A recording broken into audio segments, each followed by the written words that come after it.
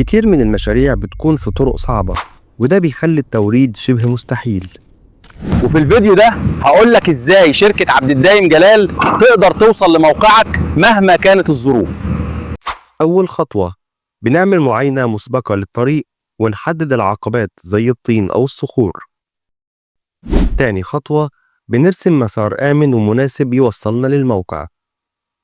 أما الخطوة الثالثة، بنختار العربيات المناسبة زي الدفع الرباعي أو التريلات المجهزة أو حتى الجنزير. الخطوة الرابعة، بنجهز السواقين المدربين على التعامل مع الطرق الصعبة. الخطوة الخامسة، بنوفر دعم فني احتياطي معانا عشان نتجنب أي تأخير. مع شركة عبد الدايم جلال بنوصل لموقعك مهما كانت صعوبة الطريق.